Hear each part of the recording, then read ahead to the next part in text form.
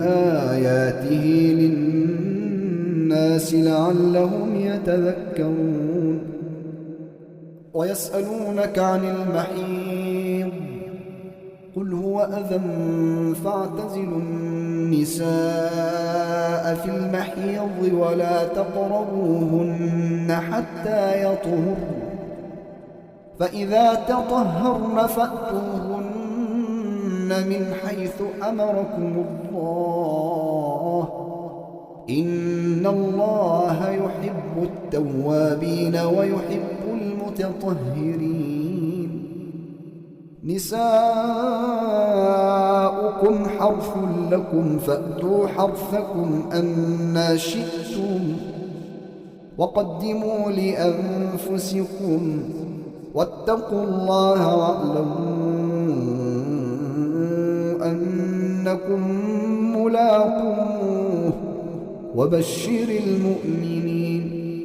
ولا تجعلوا الله عرضة لأيمانكم أن تبروا وتتقوا وتصلحوا بين الناس والله سميع عليم. لا يؤاخذكم الله باللغو في أيمانكم ولكن يؤاخذكم بما كسبت قلوبكم والله غفور حليم. للذين يؤلون من نسائهم تربص 4 أشهر فإن فاءوا فإن الله غفور رحيم. وإن عزموا الطلاق فإن الله سميع عليم. والمطلقات يتربصن بأنفسهن 3 قروء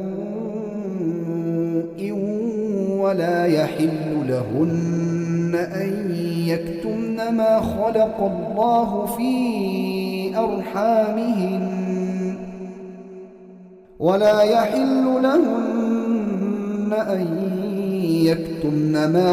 الله في أرحامهن إن كن يؤمن بالله واليوم الآخر وبعولتهن أحق بردهن في ذلك إن أرادوا إصلاحا ولهن مثل الذي عليهن بالمعروف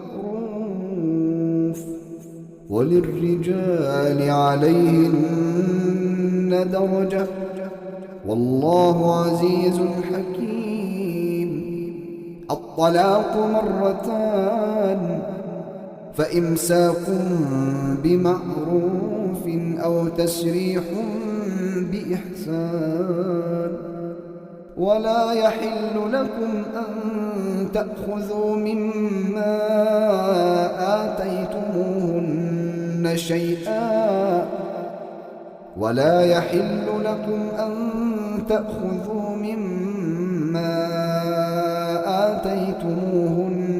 شيئا إلا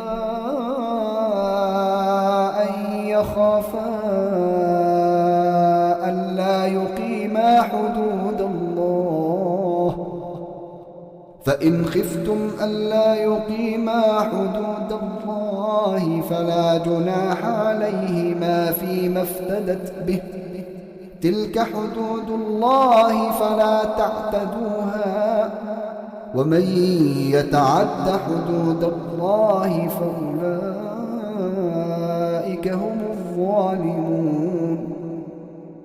فإن طلقها فلا تحل له من بعد حتى تنكح زوجا غيره فإن طلقها فلا جناح عليهما أن يتراجعا إن ظنا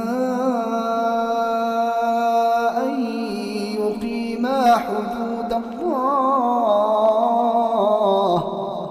وتلك حدود الله يبينها لقوم يعلمون.